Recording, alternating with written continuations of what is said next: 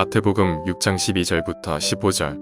우리가 우리에게 죄 지은 자를 사하여 준 것 같이 우리 죄를 사하여 주시옵고 우리를 시험에 들게 하지 마시옵고 다만 악에서 구하시옵소서.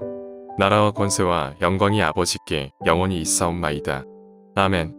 너희가 사람의 잘못을 용서하면 너희 하늘 아버지께서도 너희 잘못을 용서하시려니와 너희가 사람의 잘못을 용서하지 아니하면 너희 아버지께서도 너희 잘못을 용서하지 아니하시리라. 8일차 용서. 주님께서는 제자들에게 너희는 이렇게 기도하라고 가르쳐 주셨습니다.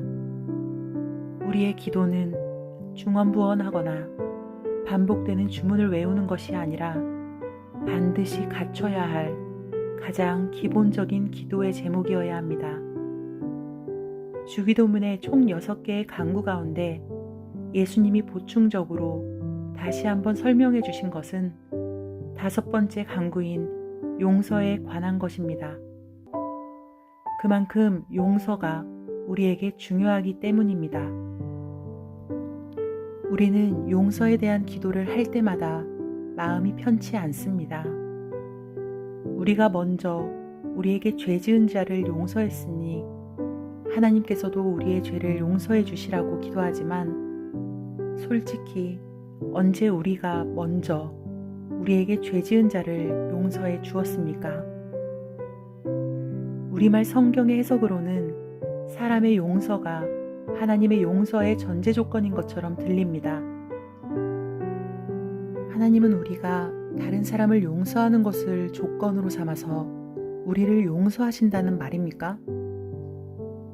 그러나 본문의 문법적인 올바른 해석은 그리고 우리도 우리에게 빚진 자들을 탕감해 주기 위하여 우리의 빚들을 탕감하여 주옵소서가 됩니다. 이렇게 되면 하나님의 용서가 먼저 되고 그 다음에 우리들이 용서해 주는 것이 됩니다.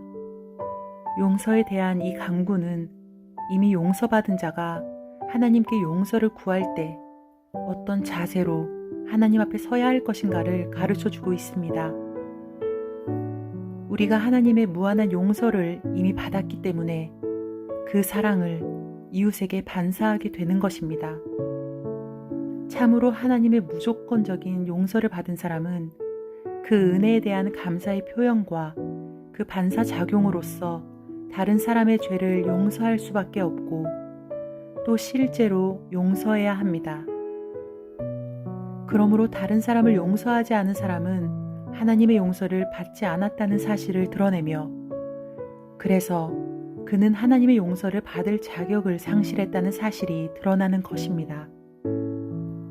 놀라운 하나님의 은혜를 입고도 이웃에게는 작은 은혜조차 베풀기를 거부한 사람은 결국 하나님의 진노를 자초하게 됨을 예수님이 가르치신 한 비유에서 들을 수 있습니다. 10,000달란트의 빚을 탕감받은 종이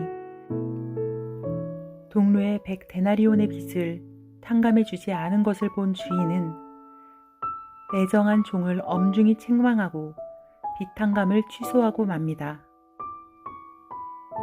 이처럼 이웃의 작은 죄를 용서하지 못하는 사람은 하나님의 큰 은혜를 받지 못한다는 사실이 분명히 드러납니다.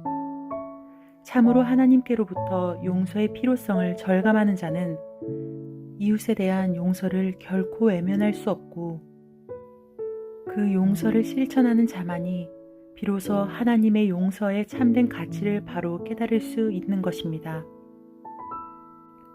개인과 가정, 매일 보는 내 가족의 허물이 곧 나의 허물임을 알고 겸손히 하나님께 구하오니 용서하옵소서.